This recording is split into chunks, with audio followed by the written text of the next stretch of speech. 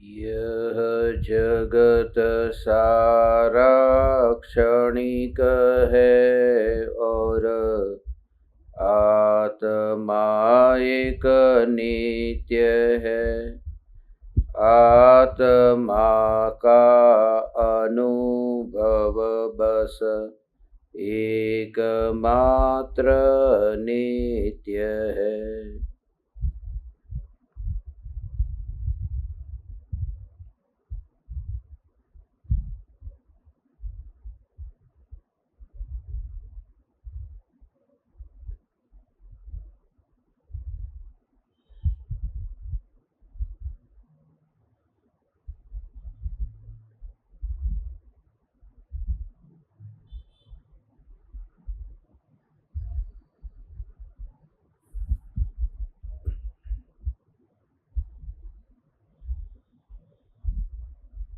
चैतन्य स्वभावी भगवान आत्मा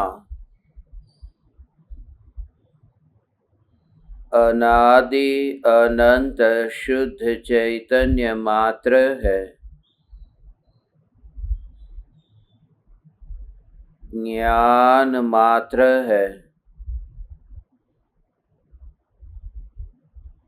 मैं शुद्ध चैतन्य मात्र, ज्ञान मात्र भगवान आत्मा हूँ। प्रति समय यह जागृति बनी रहे। इस जागृति का नाम धर्म है।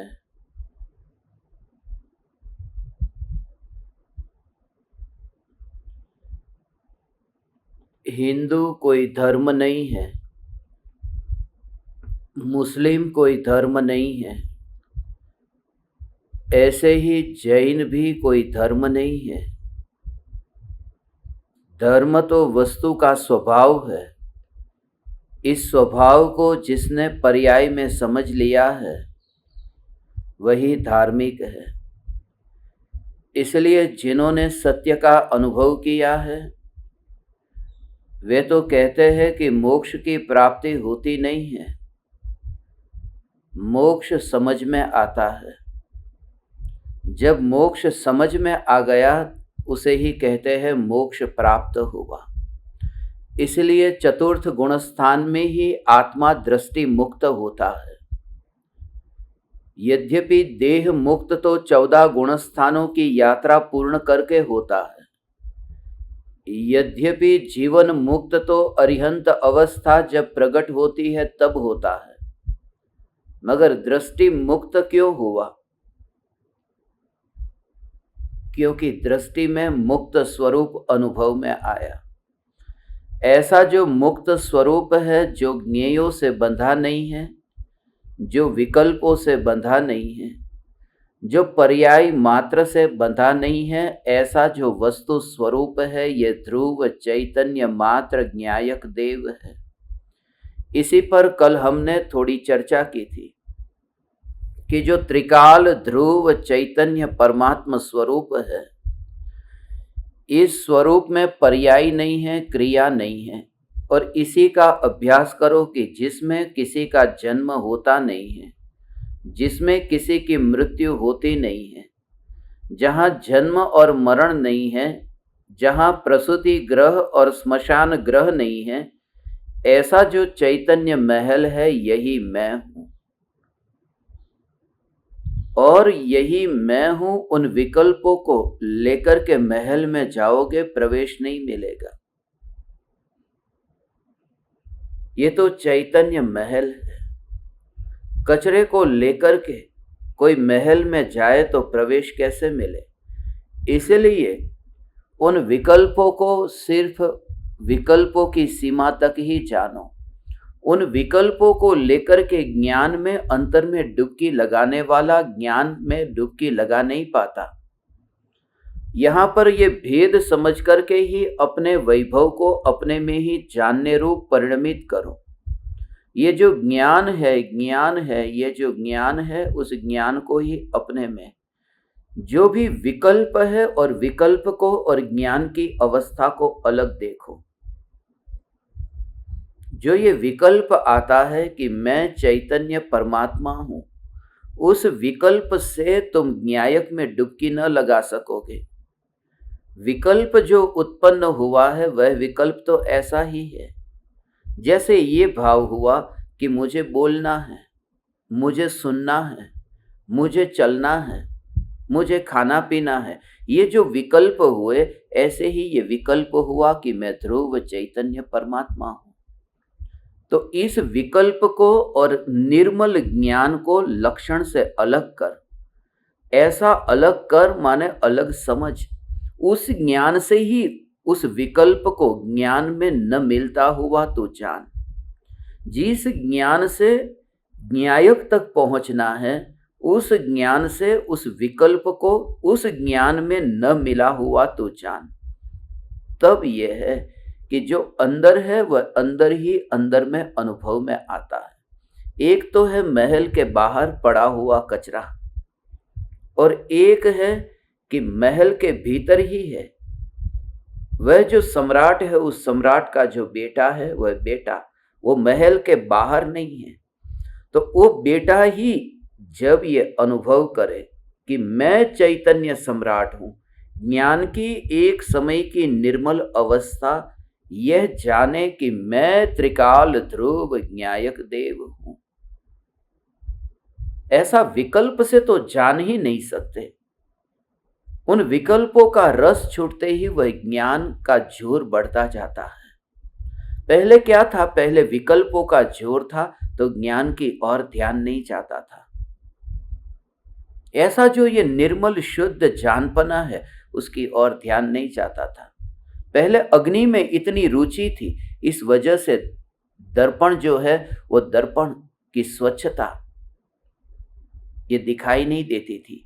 अब इस ज्ञान की एक समय की निर्मल अवस्था को समझो और पहचानो कि ज्ञान की एक समय की निर्मल अवस्था, वहां पर ये देखो, ये दर्पण है और ये अग्नि है, और अग्नि दर्पण में ये जो प्रतिबिंबित होती है, उस समय इस सत्य को ऐसे कि ये जो अग्नि है दर्पण में प्रतिबिंबित होती है, तो दर्पण की जो स्वच्छता है, उस स्वच्छता को देखने वाला कौन है? देखने वाली आंख है।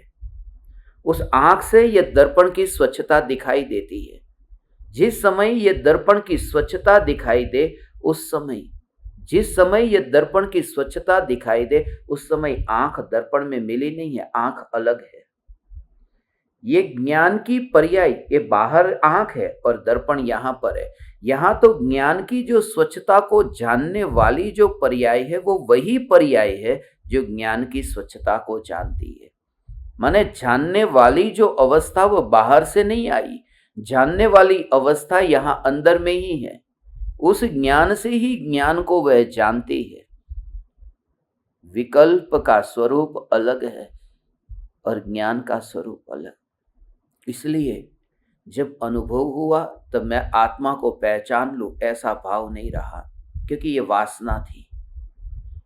उस वासना से न्यायक का दर्शन नहीं होता। वो कचरा राजा को नहीं छू सकता, राजा का बेटा राजा के चरण को छू सकता है। राजा का बेटा राजा को छू सकता है, मगर कचरा आकर के राजा के ऊपर आए, वो छू नहीं सकता। ये विकल्प का जो कचरा है कि मैं चैतन्य परमात्मा हूं, ऐसा विकल्प का कचरा न्यायक देव को छूता नहीं है। और जो ये जानना जानना जानना जानना जानना ये जो हो रहा है, वह न्यायक की स्पर्शना करता है। ऐसा जो ये त्रिकाल ध्रुव चैतन्य परमात्मा स्वरूप है, ये ज्ञान दीपक कल के प्रयोग से तुम्हारी समझ में आया हो तो जो भी क्रिया है, उस क्रिया से जिसका संबंध नहीं है, जहां जन्म नहीं है, जहां मरण नहीं है। जन्म मरण में पुद्गल के परमाणु की बात ही अब मत समझना। ये पुद्गल के परमाणु की बात नहीं है जो जन्म मरण की बात करते। ये जन्म मरण माने परिणाम की बात है, पर्याय की बात है। बदला बदला बदला, यहां बदला ऐसा बदले की बात ही नहीं है, बदलने की बात नहीं है। यहां जो बात है वह स्वरूप की सत्ता की बात है। ऐसा जो त्रिकाल ध्रुव चैतन्य स्वरूप है, उस स्वरूप में बदलाव नहीं है।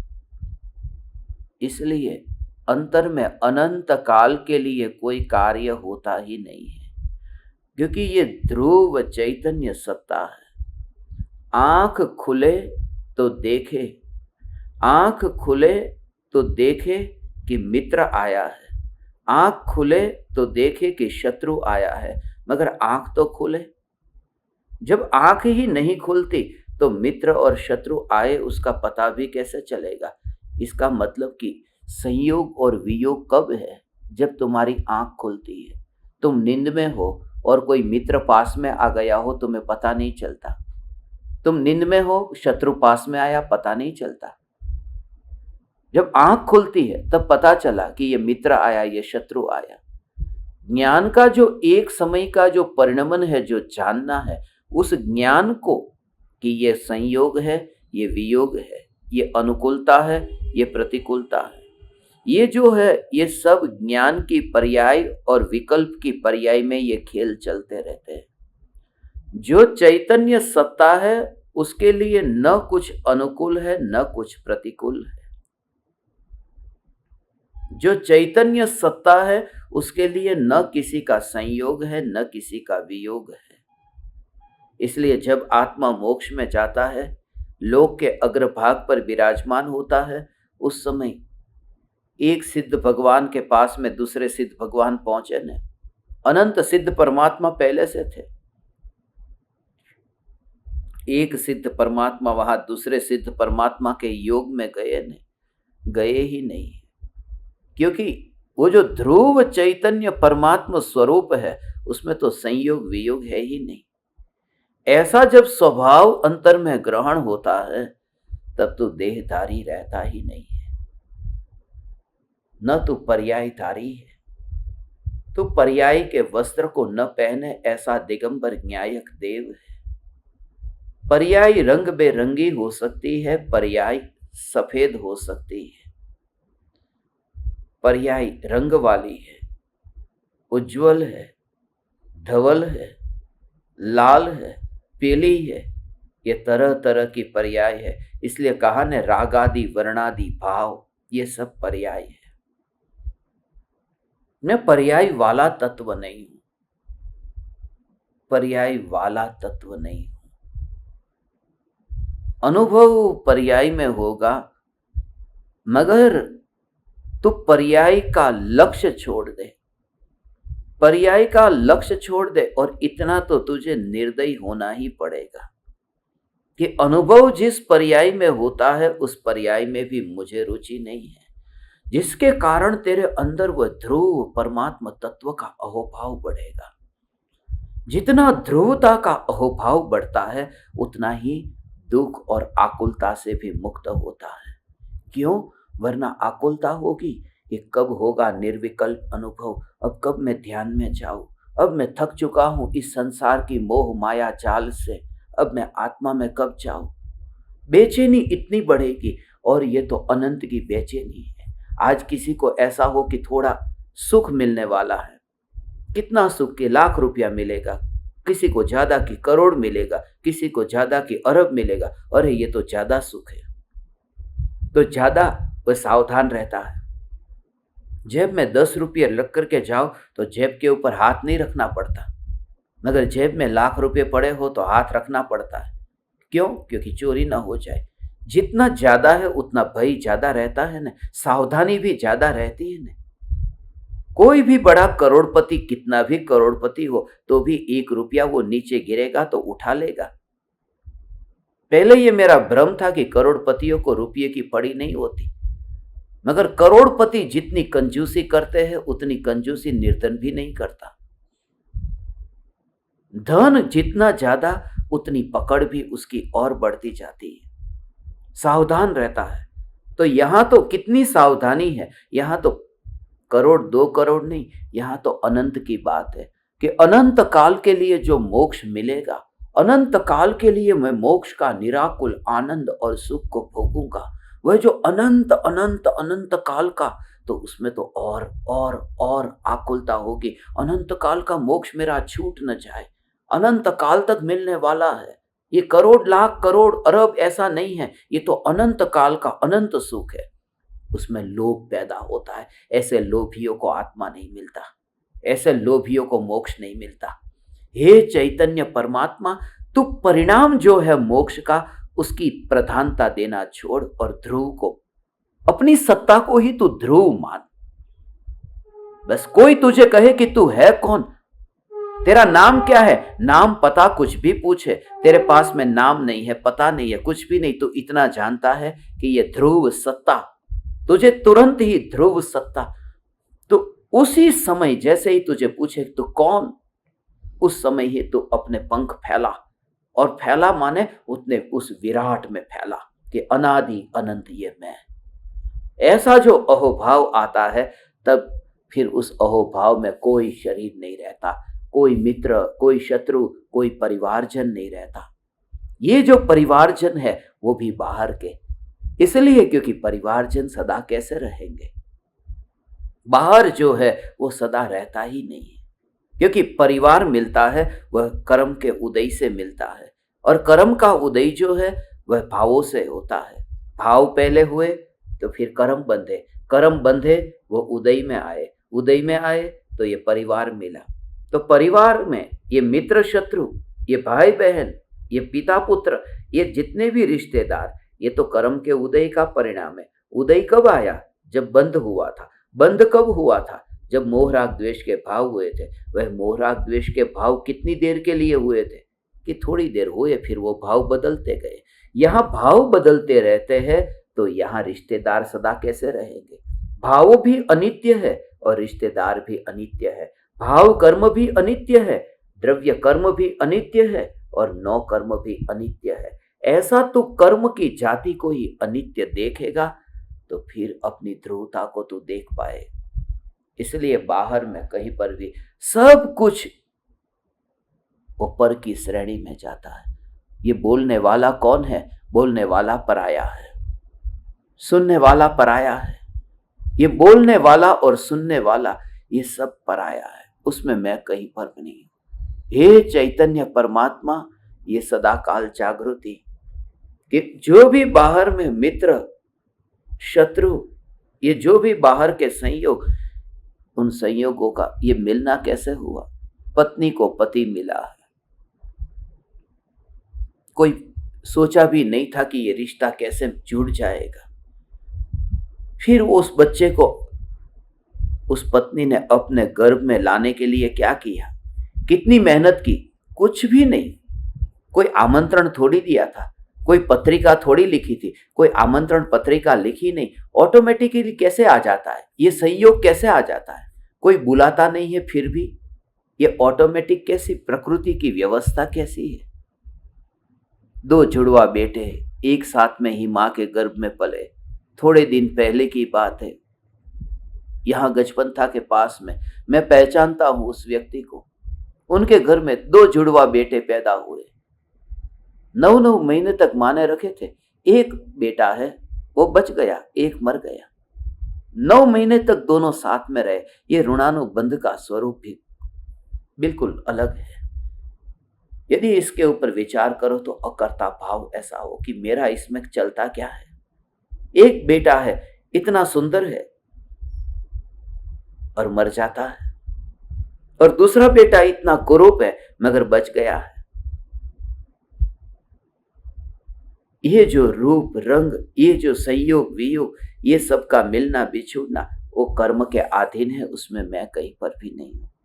हम ये सोचते हैं, यही तो सबसे बड़ा भ्रम है कि मेरी बुद्धि में इसमें लगाता हूं, इसके लिए ये सब होता है। मेरी बुद्धि यहां काम में नहीं आती। मुझे तो बहुत बार ये विचार आता था, ये तुम ज्ञान दीपकों के लिए ये खास मुझे भाव आता है। बहुत बार मुझे ये विचार आता था कि ये जो मम्मी और पापा ये जो हमें मिले हैं, उसका कभी हमने चुनाव किया? कभी पापा मम्मी कौन से, बेटे बेटी का चुनाव किया? भाई बहन का चुनाव किया? जिसका हम चुनाव नहीं करते हैं वो रिश्ते लाइफ टाइम रह जाते हैं। और जिसका चुनाव करते हैं, 10-10 लड़कियों को देखा और फिर चुना, उसका तलाक हो जाता है। और कितनी दूसरी बार और सावधानी रख करके लड़की को चुनते हैं, फिर भी तलाक हो जाता है। आज तक कभी आपने सुना कि मम्मी पापा के साथ तलाक हो गया, बेटा बेटी के साथ में तलाक हो गया, भाई का बहन से तलाक हो गया? ये जो बाहर के रिश्ते में जो सबसे ज्यादा गड़बड़ करने जहां जाते हैं, वहीं पर ही ज्यादा गड़बड़ हो जाती है। इसलिए यदि पत्नी के साथ में रिश्ता यदि अच्छी तरह से जोड़ना है तो देखने ही मत जाओ, और देखने ही मत जाओ। और ऐसे लोग हैं जिन्होंने अपनी पत्नी को शादी के मंडप में देखा हो, या फिर अपनी पत्नी को खुद न देखा हो, लड़के के माँ बाप गए हो देखने के लिए और शादी हो गई हो, और फिर भी जिंदगी चलती है कि नहीं। ऐसे बहुत से माँ बाप यहाँ पर बैठे हैं जो बूढ़े हो गए हैं, जवानी में उन्होंने अपनी पत्नी को देखा तक नहीं था। ये जो रिश्ते हैं, ये रिश्ते सब कर्म के उदय के खेल है, इसमें मेरा कुछ भी कर्तापना नहीं है। ये ऋणानुबंध का जो प्रकरण है, आज मुनिवर राम सिंह इसी स्वरूप को बताते हैं कि आज जो तुझे जो लगता है कि ये मेरा है, तुझे मेरा क्यों लगता है? ये मेरा बाप है, ये मेरी माँ है, ये मेरा भाई है, मेरी बहन है। तुझे ऐसा इसलिए लगता है क्योंकि तू ये मान के बैठा है कि ये देह मैं हूं, परमाणु मैं हूं। जब परमाणु मैं नहीं हूं तो परमाणुओं के पिंड से क्या, मेरा उससे रिश्ता ही क्या है? हे चैतन्य परमात्मा, ऐसी ये चैतन्य चैतन्य चैतन्य चैतन्य चैतन्य चैतन्य चैतन्य की यात्रा है। वह भी मेरा नहीं है, ऐसा ही है। ये पूरी दुनिया में ऐसा ही चलता रहता है। बैंक में से कोई लोन लेकर के, आज एक आदमी ने बैंक में से लोन लिया, और लोन लिया 1 करोड़ रुपए का, और लोन ले लिया है। अब उसमें से क्या हुआ कि उसने 1 करोड़ में से 1 लाख है वो किसी को दिया। तो जिसको देता है ना, वो बैंक में से लिया है, उसका खुद का नहीं है, लोन है, वो भी लोन ली है, खुद का नहीं है। और वो 1 लाख रुपया फिर किसी को दिया, तो वो क्या मान के बैठता है? वो 1 लाख रुपया मेरा है। अरे 1 लाख रुपया तेरा है? वो करोड़ तेरा होता तो लाख तेरा होता। और वो भी क्या करता है, लाख में से 1000 किसी को देता है, और फिर वो बोलता है कि वो 1000 रुपया जो है ना उसके पास में वो मेरा है। वो करोड़ भी तेरा नहीं था तो लाख उसको तूने कैसे दिया? और जिसको मिला लाख उसका नहीं है तो 1000 उसको कैसे दिया? बाप यही करता है। बाप कहता है ये पूरा शरीर मेरा है। अब उसमें से एक अंश वो बेटा निकला तो वो बेटा मेरा। अरे वो करोड़ भी तेरा नहीं है तो लाख तेरा कैसे हुआ? जब तू शरीर ही तेरा नहीं है तो बेटा तेरा कैसे हुआ? और फिर उस बेटे से फिर और एक बेटा पैदा हुआ, पोता हुआ, तो वो पोता भी मेरा। वो करोड़ भी मेरा, लाख भी मेरा, 1000 भी मेरा। अरे तेरा मूल में ही तेरा कुछ भी नहीं है, वो उधार था। ये प्रकृति के दिए गए उधार परमाणु है। और ज्ञानी कहते हैं कि उधार परमाणु के मालिक हम नहीं बनते। इतनी बेईमानी हम नहीं करते। हम बेईमानी नहीं करते, हम प्रामाणिक है। हम प्रामाणिक है, हम परमाणुओं को छीनने का काम नहीं करते। हे चैतन्य परमात्मा, इन परमाणुओं को छीनने का काम जो कर ही नहीं सकता, ऐसा ध्रुव चैतन्य परमात्मा मैं हूं। देख तू उन परमाणुओं को ऐसे ही, जैसे तू ऐसे ही अंतर में देख। ध्रुव चैतन्य चैतन्य चैतन्य चैतन्य परमाणु को देख, ऐसे ही बस। वो भी बाहर से ऐसा ही। हो हो।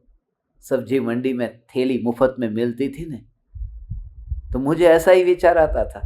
ऐसा जब मैं माल सामान बेचने जाता तो वहां पर थैली मुफ्त में मिलती। अब तो थैली का भी शायद पैसा लगता होगा, सब्जी खरीदने जाता नहीं हूँ, मगर थैली पहले मुफ्त में मिलती थी। थैली भी मुफ्त में लेके आते थे, धनिया भी मुफ्त में लेके आते, मिर्ची भी मुफ्त में लेके आते, नींबू भी, बहुत सी चीज। 1 किलो सब्जी खरीदियो तो कितनी चीज मुफ्त में लेके आते थे। तो वहां पर वो थैली मेरी नहीं है, तो थैली में जो सब्जी है वो सब्जी भी मेरी नहीं है। ये पूरा थैला ऐसा, शरीर का थैला ऐसा लगे कि थैला ही मेरा नहीं है, तो देह में भोजन जाता है वह भी मेरा नहीं है। इतना अलग दिखाई देता है ये चैतन्य स्वरूप। अंदर में मिल जाए ऐसी प्रकृति में व्यवस्था ही नहीं है। विश्व का ये अटल नियम है, सिद्ध परमात्मा से देह नहीं तो अलग होता ही नहीं। यदि मिलावट हो जाती, ये मिलावट होती तो फिर अलग होता ही नहीं। ये मिलावट होती नहीं है। अरे परमाणु परमाणु की मिलावट नहीं होती तो परमात्मा परमाणु की मिलावट कैसे होगी? ये परमाणु परमाणु की मुलाकात नहीं होती, क्योंकि प्रत्येक परमाणु का अपना स्वचतुष्टय है। इस शरीर में एक एक परमाणु का अपना स्वचतुष्टय है।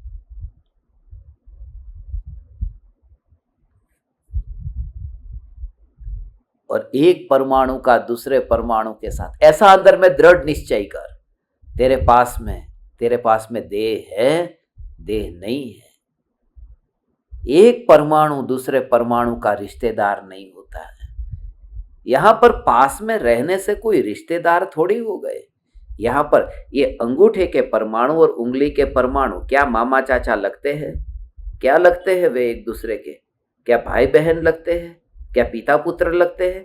कि इन परमाणु का अस्तित्व है, इन परमाणु का अस्तित्व है, ये परमाणु का स्वचतुष्टय उसमें है। ये सब परमाणु की इसी स्वतंत्र स्वतंत्र स्वतंत्र यात्रा है। ये कहां कहां के परमाणु, कैसे कैसे परमाणु कहां से आते हैं, कभी विचार भी आता है कैसे कैसे परमाणु।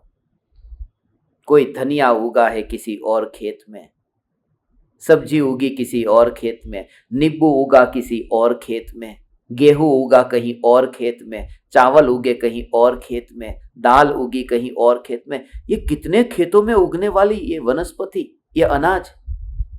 और फिर वो आया अपने घर में, और फिर वो आया थाली में और गया पेट में। तुम खाली थोड़ा उसका 1-2 महीने पहले का ही विचार करो कि वो कहां कहां वे परमाणु थे। और जैसे ही पेट में गया और अंदर में अज्ञानी मान लेता है ये परमाणु मैं हूं, मैं इसका मालिक हूं, मैं इतने किलोग्राम का हूं, मैं मोटा हूं, मैं पतला हूं।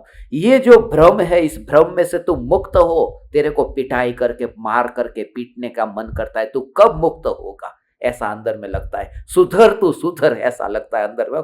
मेरी खोपड़ी जाती है अभी तो, जब नहीं सहा जाता तब मेरा इतना अंदर में तम तम हो जाता है अंदर से कि इसको कैसे करूं।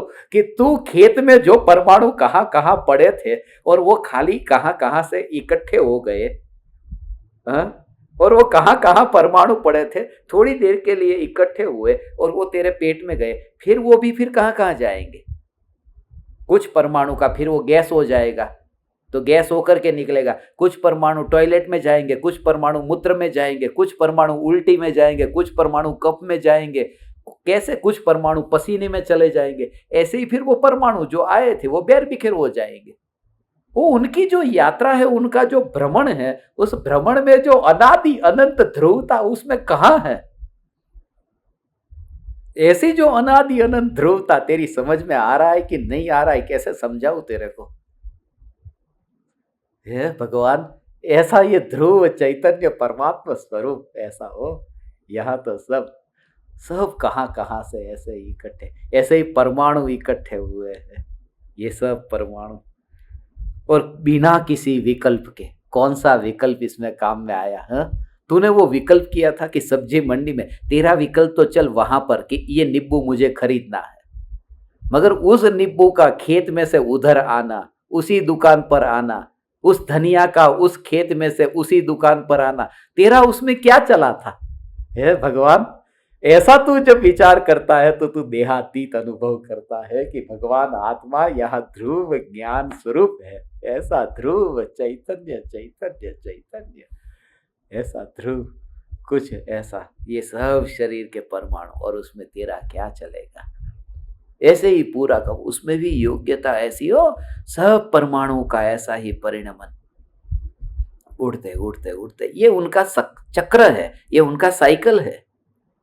उसमें ध्रुवता कहाँ आती है? थोड़ी देर पहले जो खेत में थे तो खेत में अनाज के रूप में थे, बाद में खाद के रूप में गए। अब जो घास है वो घास खेत में से ही तो उगा है। अब गाय ने खाया है, गाय का गोबर बना है, गोबर खाद होकर के फिर खेत में गया है, फिर उसी में से ही फिर अनाज पैदा होता है। वो परमाणु तो वही वही वही वही से ही तो पैदा हो परिणमित होते हैं। परमाणु वहीं से तो पलटते रहते हैं।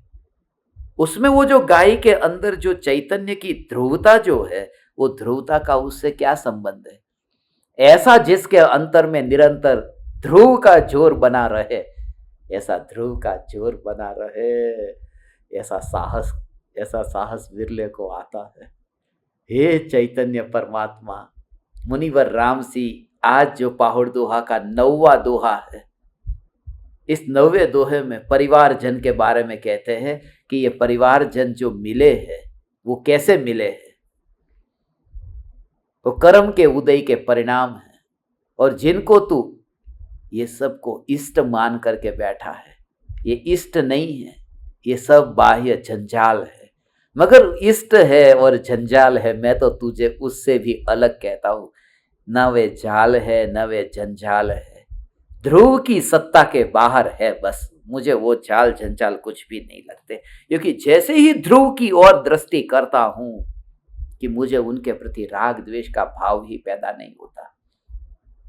फिर क्या अच्छा और क्या बुरा, अच्छा और बुरा, ओहो। देखो पहले ये दोहा को पढ़ता हूं। अणु जान ही अपणु, करो परियणु तणु एठो, कम्मायतौ कारिमौ, आगमी जोई हिम सेठो। हे जीव, जिन्हें तू इष्ट समझ रहा है, ऐसे घर, परिजन और शरीर, ये सब पदार्थ तेरे से अन्य हैं। उन्हें तू अपना मत जान। ये सब बाह्य जंजाल कर्मों के अधीन है, ऐसा योगियों ने आगम में बताया है। ओहो,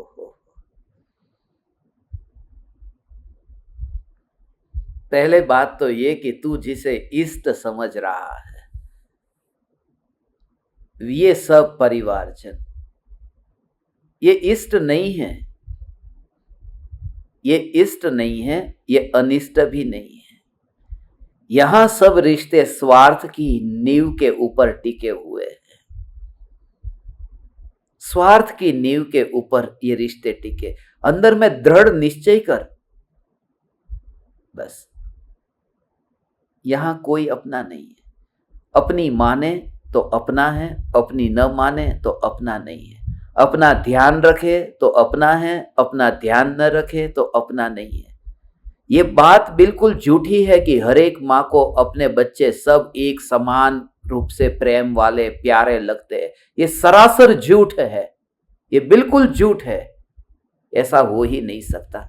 कोई बेटा ज्यादा प्यारा लगता है, कोई बेटा कम प्यारा लगता है। मौत आती है ना, और हमेशा कोई धनवान बेटा है, कोई कमजोर बेटा है जिसके पास में धन नहीं है। मगर माँ का प्रेम सबके लिए एक सा नहीं रहता। जो कमजोर होता है उसके ऊपर ज्यादा प्रेम रहता है कि बेचारे का आशीर्वाद ज्यादा दूं, जल्दी से जल्दी बेटे का काम अच्छा हो जाए। ये ज्ञानी सब कुछ समझते हैं, सब कुछ समझते हैं। सबके प्रति एक सा प्रेम नहीं होता। चक्रवर्ती जैसे चक्रवर्ती भी सब रानियां रखी, मगर उनकी पटरानियां भी तो अलग से थी ना, और सभी रानियों के प्रति एक सा प्रेम नहीं था। सभी के प्रति कम ज्यादा कम ज्यादा कम ज्यादा होता ही है, क्योंकि सभी के प्रति के ऋणानुबंध भी अलग अलग प्रकार के होते हैं। ये ऋणानुबंध अलग है, इसलिए बेटी के प्रति प्रेम अलग होगा। पहले मानो कि शादी नई हुई थी तो पत्नी के प्रति या पति के प्रति, दोनों के प्रति, एक दूसरे के प्रति इतना प्रेम था। मगर जैसे ही बच्चा पैदा हुआ कि पति का प्रेम अब कम हो गया। अब पति का ध्यान कम रखती है। अब पति कहाँ है उसकी उसको पड़ी नहीं है।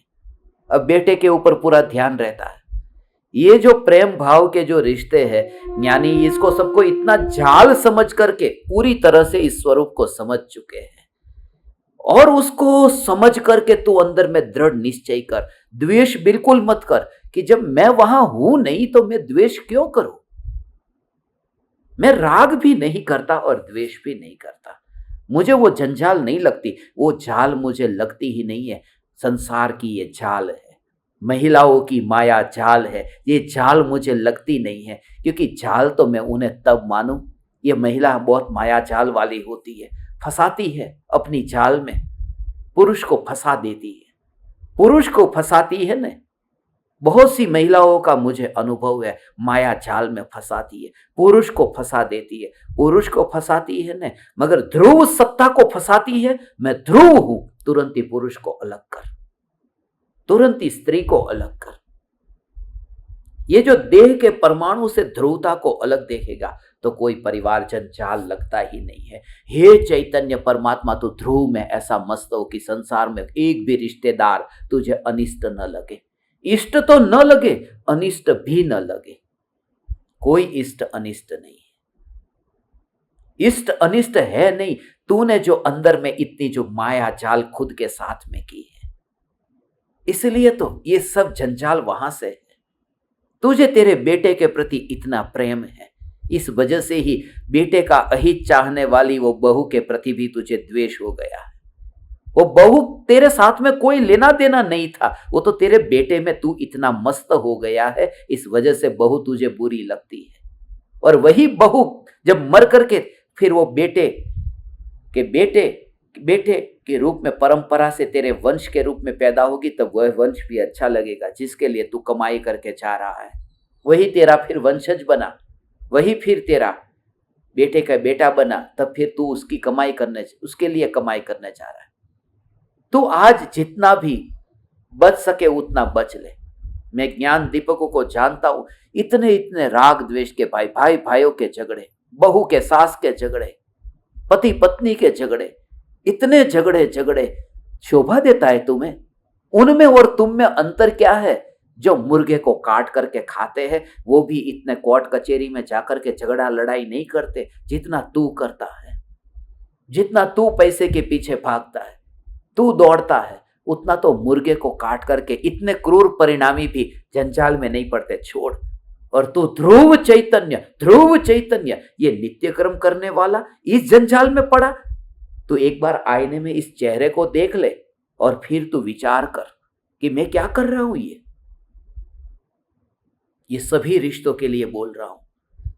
यहां मैं शास्त्र को पढ़ करके नहीं बोलता, मैं पंडित नहीं हूं जो खाली प्रवचन में एक बार बस ये नमो ओरियंताणम नमो सिद्धाणम करके फिर बस यहाँ पर बैठ गए और आत्मा का हित करो, झूठ नहीं बोलना चाहिए, चोरी नहीं करनी चाहिए, ये नहीं करना चाहिए, बस और खत्म। आप समझ परमात्माओं को आत्मा के सुख की प्राप्ति हो, ऐसी पवित्र मंगल भावना के साथ खत्म। और नीचे उतर करके फिर सबकी जेब काटना चालू करेगा। तू कितना देता है दान में बोल। मैं ज्ञान दीपकों को पूरा जीवंत देखना चाहता हूं, आपको इतना जिंदा अनुभव ऐसा देखना चाहता हूं कि ये जलती हुई ज्योति अब वो धुएं से बहुत मुक्त हो गई है। अब वो जलती हुई ज्योति जिसमें अब ये बैर भाव का धुआं नहीं है, जिसमें इष्ट अनिष्ट की कल्पना का धुआं नहीं है। तो साहस ऐसा दिखा करके, इसलिए कहा ने मैं आनंदित हूं ये जान करके। 2 दिन पहले मैंने जो कहा था, मेरे पास में अलग अलग जगह से, ओडिशा से, आसाम से, मध्य प्रदेश में इंदौर से, राजस्थान में भिलवाड़ा के पास से, इतनी जगह से अभी ईमेल आए। मैं एक एक का नाम नहीं लेता, मगर सब ने ऐसा निर्णय ले लिया, अपनी जो तिजोरी की चाबी थी बहू को दे दी। मैं इतना आनंदित हूं कि उन्होंने धर्म को समझ लिया। इतनी जो पकड़ थी, अब बूढ़ापा अभी यहां पर अंतिम सांस गिन रहा है और चाबी अपने कमर के ऊपर ही लटकाई हुई है। अभी लॉकर की चाबी वो दे तू, अब तो तेरा समय आ गया, अब छोड़, अब उस जंजाल में से बाहर निकल। मगर तुझे अंदर में बैर का भाव, तेरे अंदर में वो मजा देता है। तू बोलता है कि मैं बहुत दुखी हूं, मगर तू अंदर में रस तो लेता है उसका ही। तुझे अंदर में मजा आता है, उस मोह को तू पुष्ट करता है, उसमें भी तुझे मजा आता है। बूढ़ापा आ जाता है फिर भी इतनी जगह पर, और तू कितनी भी लोगों की, तेरी बहू की ईमानदारी की, जो बहू की संपत्ति है, तू तेरे पास में रख ले, कितनी भी तेरे पास में रख।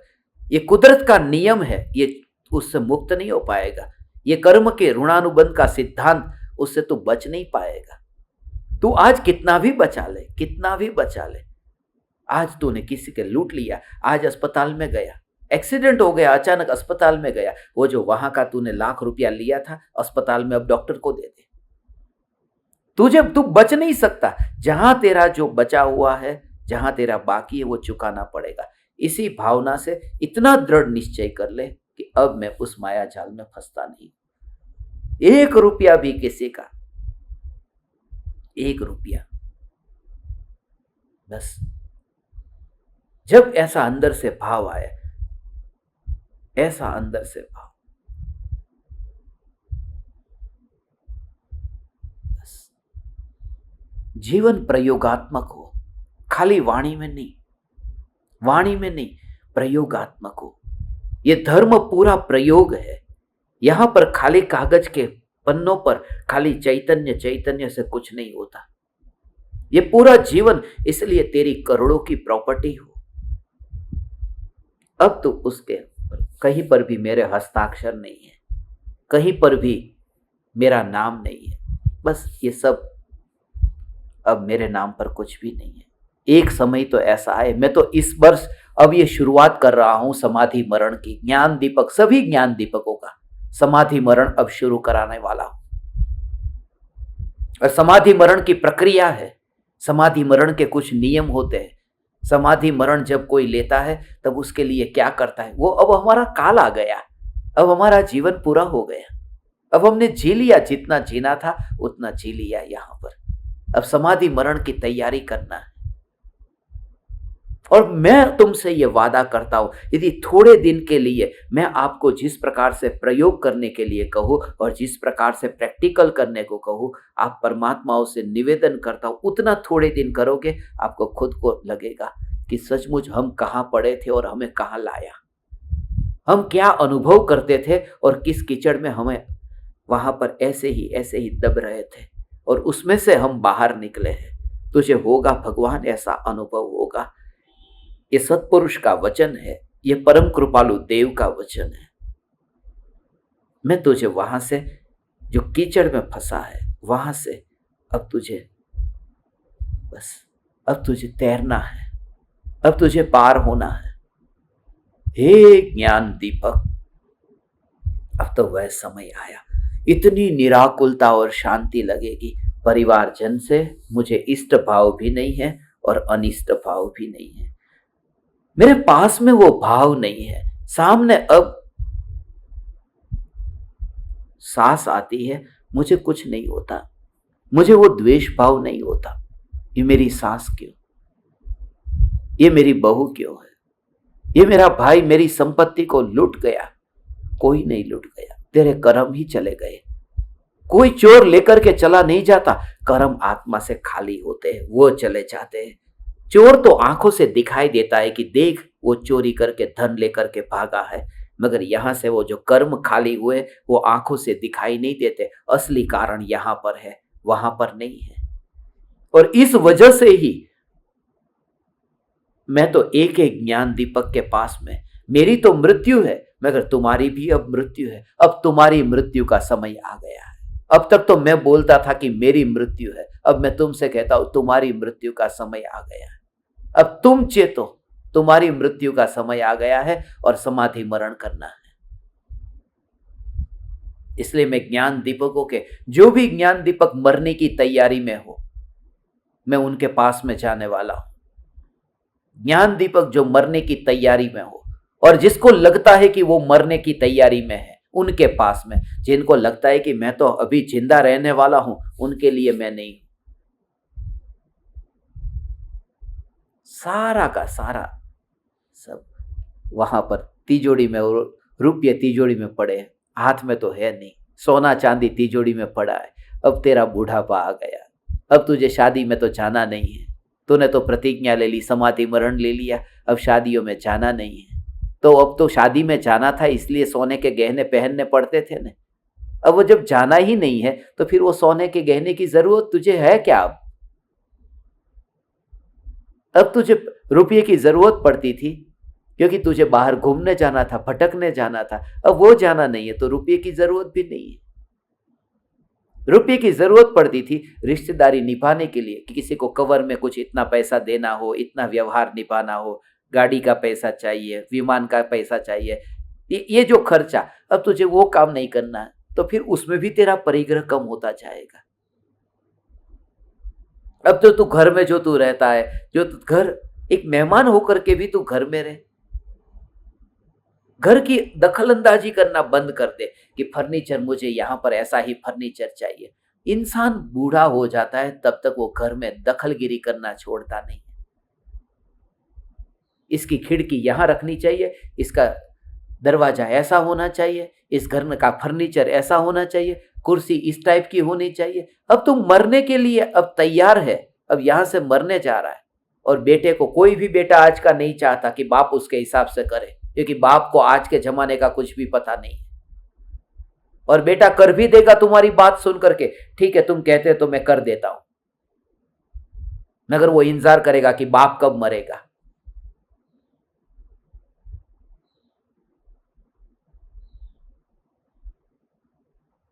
तुमने इतना सारा कचरा घर में भर के रखा है, बेटा कहता है कि खाली करो, खाली करो। मैं तो बा को बहुत कहता हूं, इतना इतना कचरा घर में जो इकट्ठा करके रखा है, એટલા ગોદડા પડ્યા છે, એટલા ગોદડા, એક કઈ ગોદડા ઓઢવાના નથી। वो रजाई जैसा होता है ना सिलाई करके, एक भी ओढ़ने, 100 जितने पड़े हैं कोई ओढ़ने वाला नहीं है। मैं दान में देना चाहता था कि दे दो, यहां पर गांव में खुला छोड़ दो, लोग ले जाए, मैं तो ओढ़ने वाला नहीं। अब એટલા ગોદડા પડ્યા છે પણ કાઢવાનું નથી। અને એટલું પાક્કું છે કે માં મરશે એટલે તરત જ 2 દિવસની અંદર આખો પટારો ખાલી થઈ જશે। મરે એની રાહ જોઉં કે ક્યારે મરે। अब जिस बेटे को अपने मां के मरने का इंतजार करना पड़ता है कि कब ये मरे और कब खाली करूं, ये मां को शोभा देता है, ये बाप को शोभा देता है कि बेटे को मां बाप के मरने का इंतजार करना पड़े कि कब मरे, ये कब मरे। उससे पहले ही तू क्यों नहीं छोड़ता कि कर, तुझे उसको जो करना है वो साहस ला। अब हम पंडित नहीं है, अब हम जलते ज्ञान दीपक है, जलते हुए ज्ञान दीपक है। हे चैतन्य परमात्मा, और फिर जो होगा ने वो मस्ती होगी। वो पटारो माथा ऊपर राखीने पछी तमारे नाचવું હોય ને, नाची न सको, माथे आटलो मोटो पटारो होय तो। बड़ा लॉकर लेकर के तुम सिर के ऊपर बड़ा लॉकर रखो जिसमें गहना भरा हो, फिर तुम नाच नहीं सकोगे। एक बार ये सब तुम्हारा खाली हो जाएगा, फिर जो तुम नाचोगे ना, देख तुझे मैं तुझे नचाऊंगा। नाच मेरे ज्ञान दीपक, तुझे मोक्ष मिलेगा। बुलबुल नहीं, मैं तुझे नचाऊंगा, ऐसा नचाऊंगा कि तू हल्का हो जाएगा। तू कहेगा कि मेरे अंदर आज कुछ भार ही नहीं रहा, कुछ बोझ नहीं रहा, अब मृत्यु का भय नहीं रहा, अब परिग्रह का बंधन नहीं रहा, अब परिवारजनों का जंजीरों में बंधन नहीं रहा, मैं आनंद में ही रहता हूँ, मस्त रहता हूँ। हे चैतन्य परमात्मा, ऐसा हो। ध्रुव ध्रुव ध्रुव ध्रुव ध्रुव ध्रुव ध्रुव ध्रुव ध्रुव न्यायक चैतन्य चैतन्य चैतन्य, ऐसा ध्रुव चैतन्य परमात्मा। ओ हो होगा, ये दशा भी तेरी आएगी। सब परिग्रह से, मैं उसमें से नहीं हूं जो महाराज साहब कहते हैं ना कि देखो ये परिग्रह तो नरक का कारण है, परिग्रह नरक का कारण है, परिग्रह को छोड़ देना चाहिए और मुझे दे दो, ऐसा करके। और शिष्य भी उससे भी ज्यादा समझदार है। वो कहता है गुरुजी परिग्रह नरक का कारण है, शिष्य नरक में जाएगा तो चलेगा, मुझे गुरु को नरक में नहीं भेजना, मैं आपको नहीं दूंगा। ये भी उपकारी शिष्य है, गुरु का भला चाहता है। मैं तुमसे जो कहता हूं परिग्रह छोड़ो, ये छोड़ करके मैं ये नहीं कहता कि तुम मुझे दो, मैं ये कहता हूं मैं मुक्त हूं, तुम भी मुक्त होकर के हम सब साथ में नाचेंगे, हम सब नाचेंगे। ऐसे नाच का, ऐसे नृत्य का आयोजन, ये भ्रम छोड़ दे भगवान, ये जितने भी परिवारजन हैं उन परिवारजनों के लिए ये सब करना पड़ता है, किसी के लिए कुछ भी नहीं करना पड़ता। ओ हो। हे चैतन्य परमात्मा, हे ज्ञान दीपक, ये देख मुनिवर राम से जो कहते हैं कि तू इष्ट समझ रहा है जिसको, ऐसे घर परिजन और शरीर ये सब पदार्थ तेरे से अन्य है, उन्हें तू अपना मत जान, ये सब बाह्य जंजाल कर्मों के अधीन है, ऐसा योगियों ने आगम में बताया है। ओ हो। द्वेष करने को भी नहीं कहता, राग करने को भी नहीं कहता, सिर्फ इतने सहज हो जाए कि ना मुझे राग है ना मुझे द्वेष है, मैं अपनी मस्ती में रहता हूं और जो भी मस्ती में बाधक बनने वाले निमित्त है उनकी पकड़ मैंने छोड़ दी, प्रकृति पर छोड़। मिलना हुआ है अब तो उनको जल्दी से, न तो तू माता पिता को मार सकता है, न तो आत्महत्या कर सकता है, तेरे में वो दो में से कोई भी पाप करने का साहस नहीं है। अब जब रहना उनके साथ में है, सिर्फ द्वेष करके क्यों रहना? और यह मत समझ कि मरने के बाद में द्वेष नहीं होगा, मरने के बाद में राग नहीं होगा। बाप मर जाता है उसके बाद में भी चलता रहता है, ये बाप मरता है तब भी, ये सब कर्म के ऋणानुबंध है, वो सब कर्म के ऋणानुबंध। बाप को भूखा रहना था, बाप को बेटे ने जिंदगी भर रोटी खिलाई नहीं, भूखा रखा, अनाज के दाने नहीं खिलाए, और फिर बाप के मरने के बाद में श्राद्ध कराते हैं तो कौवे को खिलाते हैं। वो क्या कनेक्शन है तुमको पता है कि बाप के साथ में ऐसे ऋणानुबंध थे ही नहीं कि रोटी खिलाए, वो कौवे के साथ में ऋणानुबंध है, वो बाप के नाम पर कौवा भी खा लेता है, वो ही कौवा खाएगा। वो फिर लोग कौवे के पास में जाते नहीं है। आजकल मैंने एक बार देखा था फेसबुक पर ऑनलाइन ऑफर था कि कौवा लेकर के आपके घर पे आएगा, होम डिलीवरी। श्राद्ध करने के लिए कौवे के पास भी नहीं जाना पड़ेगा, कौवा लेकर के ही आएंगे आपके घर पे, कैश ऑन डिलीवरी। कौवा मुफ्त में कौवा खा लेता है बाप के नाम पे, और बाप बेचारा नरक में, बाप नरक में है।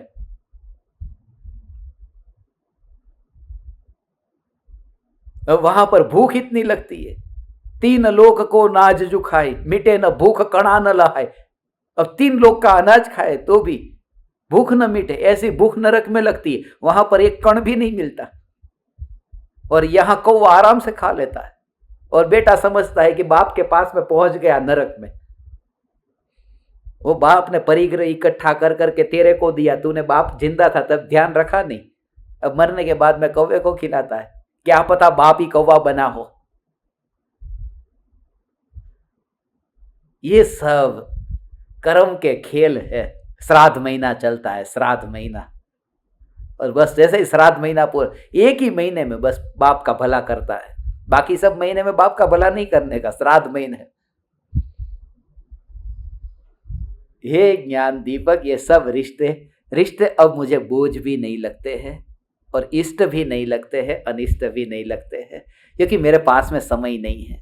आज तो बिल्कुल समय नहीं था, फिर भी मैं आप ज्ञान दीपकों को मिला, ये मेरा वादा था ना, इसलिए इंटरनेट होगा तो मैं मिलूंगा आपको। आज पूरे दिन भर में व्यस्त था, अभी जस्ट बस 2 मिनट के अंदर मैं मुंबई जाऊंगा, और मुंबई जाकर के, आज मैं अभी मुंबई जा रहा हूं, और मुंबई जाकर के शाम को 6 बजे की फ्लाइट पकड़ करके दिल्ली जाऊंगा। मगर फिर पूरी रात में भी वहां पर टाइम नहीं मिलता, घर पे पहुंचते पहुंचते फिर 10-11 बजते, 10 बजते, 9 बजते दिल्ली में भी। मगर आज का सत्संग नहीं छोड़ना था, तो अचानक ये भाव आ गया कि ज्ञान दीपकों का चेहरा दिखे बिना मैं नाश्ता भी कैसे करूं। मेरा नाश्ता भी नहीं किया, दवाई भी नहीं ली, मेरा टाइम था नाश्ता करने का, मगर नाश्ता भी नहीं किया। जब तक मैं श्राद्ध ज्ञान दीपकों का करा न दूं, तब तक मैं खुद न खाऊंगा। तुम्हें तो पहले भोजन कराऊंगा ही कराऊंगा।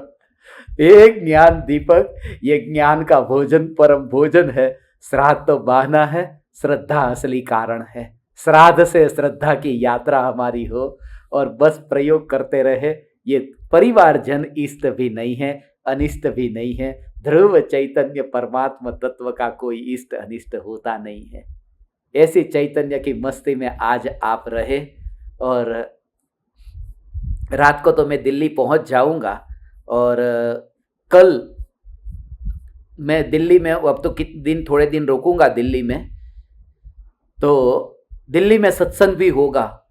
कल कितने बजे का सत्संग दिल्ली में होगा आपको पता भी दे देंगे और टाइम भी बता देंगे। तो जिनको भी दिल्ली में सत्संग के लिए आना हो वे दिल्ली आ सकते हैं, दिल्ली दूर नहीं है। और बाकी लोगों के लिए भी लाइव सत्संग हम रखेंगे। रोज का एक बार तो हम मिलने ही वाले हैं, तो मिलेंगे। आप समस्त परमात्माओं को मेरे हृदय के अंतःकरण से प्रणाम करता हूँ। प्रणाम। चैतन्य चैतन्य चैतन्य। अहो अहो श्री सद्गुरु करुणा सिंधु अपार, इस पामर पर प्रभु किया अहो अहो उपकार, अहो अहो उपकार। देह सहित जिनकी दशा वरते देहातीत, उन ज्ञानी के चरण